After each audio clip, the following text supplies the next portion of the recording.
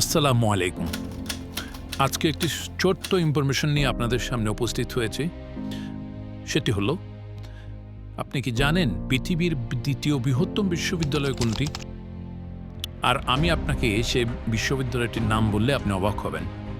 শুধু তাই নয়, এই বিশ্ববিদ্যালয়ে আছে পিএইচডি ও এমফিল ডিগ্রি করার মতো ব্যবস্থা, এবং আপনি চাইলে এটাতে কম কোর্স করে বিশ্ববিদ্যালয়টিতে পড়তে পারেন।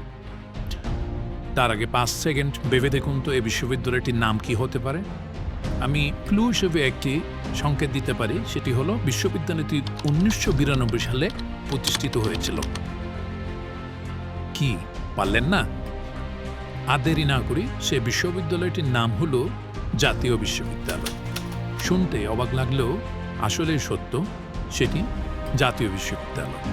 এবং এটি দ্বিতীয় বৃহত্তম বিশ্ববিদ্যালয় হওয়ার কারণ হলো তার শিক্ষার্থীর সংখ্যার দিক দিয়ে। এই বিশ্ববিদ্যালয়টি অনেক পুরনো, এবং এই বিশ্ববিদ্যালয়ে অনেক সাবজেক্ট আছে যেগুলো আপনি চাইলে খুব কম খরচে পড়ে অনার্স মাস্টার্স কমপ্লিট করতে পারেন। সবশেষে একটা কথা বলবো, জাতীয় বিশ্ববিদ্যালয়ের লঘুতে লেখা আছে যে সকল জ্ঞানীর উপরে আছেন এক মহাজ্ঞানী। এই কথাটা যদি আমরা বুঝতে পারি, তাহলে আমরা জ্ঞান আহরণ করতে পারবো অনেক সহজেই, এবং স্বাচ্ছন্দ্য বোধ করব নিজেকে প্রমাণ করতে। আর জাতীয় বিশ্ববিদ্যালয়ে পড়তে গেলে এখন বর্তমানে বিভিন্ন ধরনের পদ্ধতি চালু হয়েছে। তার মধ্যে এখন ভর্তি পরীক্ষা দিয়েই চান্স পাওয়া লাগতে হতে পারে। আসলে জ্ঞান আহরণ করার জন্য মনোযোগ সহকারে যে জায়গায় আছে সে জায়গায় যদি সর্বোচ্চটা দিয়ে পড়ালেখা করে, সে সফল হবে আশা করি ইনশাল্লাহ। এবং কাউকে ছোট বড় হিসেবে আমাদের দেখা উচিত না।